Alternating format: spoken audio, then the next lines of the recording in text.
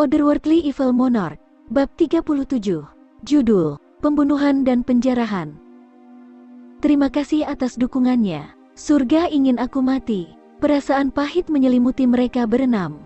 Putus asa. Yang bisa mereka lihat hanyalah 6 lampu kuning cemerlang, sama sekali mengabaikan orang di depan mereka. Mereka tidak bisa lagi memperhatikan bahwa orang ini tidak memiliki aura mengancam dari seorang ahli peringkat Earth-Swan. Perasaan putus asa yang meluap-luap menyebabkan hilangnya penilaian sesaat dari keenam pria ini. Namun, itu juga momen kecil yang menentukan nasib mereka. Alasan mengapa Jun Xie menembakkan anak panah berbentuk koin yang diisi dengan energi unik dari pancaran justru karena dia telah meramalkan terjadinya momen yang satu ini. Untuk seorang pembunuh yang baik, seseorang harus memiliki wawasan tentang pikiran lawannya. Menurut perhitungan Jun Xie, jika keenam pria ini bertemu dengan seorang ahli yang tidak bisa mereka kalahkan, mereka akan terjebak dalam rawa. Momen ketika mereka terjebak dalam rawa adalah satu-satunya momen yang ditunggu-tunggu oleh Jun Xie. Ketika seorang ahli Xuan Qi tingkat perak yang terluka parah tiba-tiba menabrak seorang ahli peringkat Earth Xuan puncak, hatinya akan mengalami ketakutan dan ketakutan yang tak terbayangkan. Perasaan ini mirip dengan menunggu kematian yang tak terhindarkan. Lebih jauh lagi, orang-orang ini sedang diburu. Wajar saja jika perasaan putus asa ini akan muncul lebih cepat dari biasanya. Momen kecil ini adalah yang diinginkan Jun Xie. Jika dia langsung menyerang tanpa trik apapun, maka setidaknya 3 dari 6 orang ini akan bisa menghindari panah berbentuk koin Jun Xie. Memisahkan kekuatan di antara 6 anak panah pasti akan menyebabkan kekuatan di belakangnya jatuh, jauh lebih rendah daripada hanya 1 anak panah yang diarahkan dengan baik. Bahkan jika hanya 1 dari mereka yang masih hidup, Jun Xie akan berada dalam dunia yang penuh masalah. Mereka semua mungkin terluka, tapi salah satu dari mereka bukanlah seseorang yang bisa ditangani Jun Xie dengan kondisinya saat ini. Alasan mengapa tidak ada belati terbang li kecil yang dikeluarkan dengan sia-sia adalah karena hanya 1 yang dikeluarkan setiap kali. TL, Little Li's Flying Dagger, Xiao Li Fei Dao adalah novel wuxia karangan Gulong. Fokus Jun Xie secara alami ditempatkan pada ahli Xuan Qi tingkat perak. Meskipun dia terluka parah, dia adalah orang yang memberinya tekanan tertinggi. Itu juga dia yang cukup tertarik untuk memperhatikan kehadiran Jun Xie. Setelah 6 anak panah berbentuk koin yang mempesona muncul, 12 lampu abu-abu gelap terbang keluar. Namun, 6 anak panah telah menarik perhatian mereka yang tidak terbagi. Selain itu, hujan lebat juga menjadi sumber penyembunyian cahaya abu-abu tua. Keenam dari mereka terguncang sampai ke inti dan semuanya panik saat mereka menghindari 6 anak panah yang masuk. Tak satu pun dari mereka berani memblokir anak panah dengan senjata mereka, takut kerusakan internal yang mungkin dihasilkan dari kekuatan ahli peringkat Earth-Swan. Sebenarnya, jika senjata proyektil itu benar-benar dikirim oleh ahli peringkat Earth-Swan, tidak satu pun dari mereka akan memiliki kesempatan untuk melihat cahaya kuning sebelum dibunuh. Bahkan bukan yang terkuat di antara mereka, ahli tingkat perak bisa dibebaskan. Sayangnya, dalam keadaan kaget, tidak ada dari mereka yang memperhatikan ini. Meski bergerak cepat untuk menghindari anak panah itu, 2 di antaranya masih berteriak dengan sedih. Mereka tidak dapat menghindar tepat waktu dan anak panah berbentuk koin menembus area di atas tulang selangka. Darah mereka menyembur keluar saat mereka jatuh ke tanah. Mereka yang jatuh ke tanah bahkan percaya bahwa dirinya sudah mati. Setelah menerima serangan gemuruh dari ahli Earth-Swan, apa yang bisa mereka lakukan hanya di tingkat ke-9 kecuali menutup mata mereka dan menunggu dengan patuh untuk kematian mereka. Belum lagi, anak panah itu sudah menembus tenggorokan mereka. Mereka tidak menyadari bahwa anak panah itu hanya menembus area di atas tulang selangka mereka tanpa memotong tenggorokan mereka. 4 jeritan sengsara bergema pada saat bersamaan, mengikuti munculnya proyektil gelombang kedua. 12 belati terbang mengenai leher atau dahi mereka. Keempat pria yang berdiri itu semua tubuhnya dipukul oleh setidaknya 2 belati masing-masing menusuk bagian paling vital. Wajah mereka menunjukkan ekspresi tidak percaya saat mereka menekan erat gagang belati di leher mereka. Tubuh mereka tetap tegak saat mereka jatuh tertelungkup terlebih dahulu ke air hujan di tanah.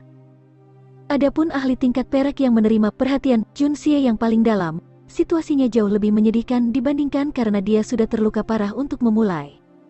Kepala dan tubuhnya ditusuk hingga 4 belati.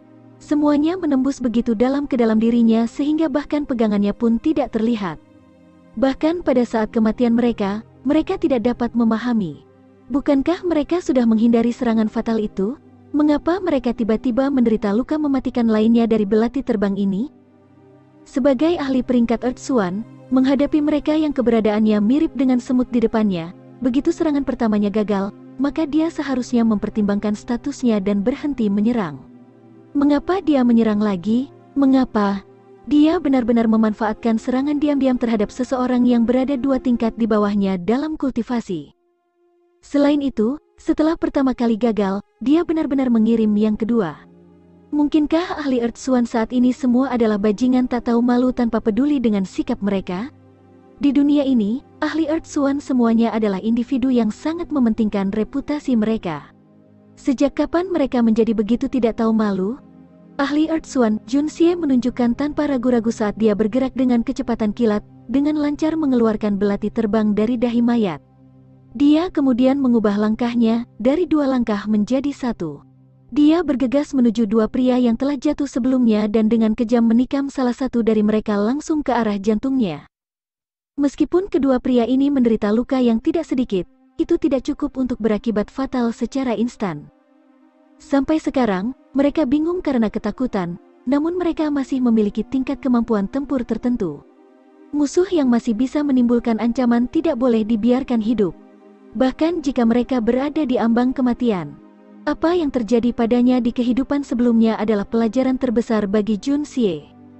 Satu-satunya musuh yang tidak bisa mengancamnya adalah musuh mati. Niat membunuh melonjak dalam pikiran Junxie, wajahnya dilukis dengan dingin. Belati terbang itu digenggam erat oleh Junxie, ujung kakinya diposisikan keluar. Pada saat yang sama saat belati menusuk pria itu, dia mulai bergerak. Tangan yang digunakan untuk menusuk sebelumnya mengendur saat dia berbalik ke arah orang lain. Seperti topan, dia meluncurkan tangannya yang lain ke bawah, membentuk sebentuk golok, menusuk tenggorokan pria itu. Rangkaian tindakan ini dilakukan secara berurutan, cukup untuk menyebabkan orang pada umumnya melewatkannya. Saat panah kuning berbentuk koin terbang, sosok sekilas Junxie sudah bergerak keluar. Ketika keempat pria itu berteriak dengan sedih, Junxie sudah mengeluarkan salah satu belati terbang yang mencuat dari kepala mereka. Bahkan sebelum 4 mayat mereka jatuh ke tanah, belati terbang telah menemukan jalannya ke jantung korban pertama. Pada saat yang sama, tangannya yang lain juga telah membelah tenggorokan orang yang selamat kedua dan terakhir. Pria yang jantungnya tertusuk belati bahkan tidak memiliki kemewahan untuk membuat suara apapun saat dia mati di tempat. Akhirnya, suara retakan dari target terakhir yang tenggorokannya retak bergema di saat yang sama ketika suara 4 tubuh yang menabrak permukaan air terdengar. Setelah menyelesaikan tindakan di atas, Junxie naik sambil terengah-engah. Dengan kondisinya saat ini, menyelesaikan gerakan itu lebih awal memang masalah yang cukup sulit. Junmoxi yang asli hanya menyebabkan masalah yang berurutan pada tubuh ini. Jika bukan karena proses pelepasan dan latihan konstan selama sebulan terakhir, tidak mungkin dia bisa mengatur rangkaian tindakan sebelumnya. Meski begitu, batas waktu baginya terlalu pendek dan tindakannya mirip dengan meminjam cerukan dari bank. Begitu dia mengendurkan kekuatan spiritualnya, dia dibombardir oleh reaksi dari gerakan kekerasan yang dilakukan sebelumnya. Dia merasakan sakit menyerangnya dari setiap bagian tubuh, otot dan tulangnya terasa seolah-olah akan hancur, jantungnya pecah, dan paru-parunya sakit. Orang yang selamat terakhir mengeluarkan suara "wah" saat dia menyemburkan panah darah, menyembur langsung ke wajah Junxie. Saat mata mereka terkunci, dia menatap dengan kebencian pada Junxie, mendesis. Kamu bukan Earth Swan." Hanya pada saat kematiannya dia menyadari bahwa orang di hadapannya ini jelas bukan ahli Earth Swan. Dasar kepala babi. Junxie menghela nafas, merasa kasihan padanya. Jika aku benar-benar ahli Earth Swan, apakah aku perlu melakukan serangan diam-diam terhadap kamu sekelompok sampah? Tenggorokan pria itu mengeluarkan serangkaian suara aneh saat matanya tiba-tiba berkilau karena amarah, ekspresi kebencian dan kemarahan terbentuk di wajahnya. Tubuhnya melengkung ke depan, tubuhnya yang berada di ujung hidupnya tiba-tiba menemukan kekuatan untuk mengangkat tangan yang gemetar, menunjuk ke arah Junxie. Dia sepertinya ingin mengatakan sesuatu tetapi tidak ada yang keluar. Dia hanya menatap Junxie. Tidak lama kemudian, dia jatuh kembali ke tanah dengan pah.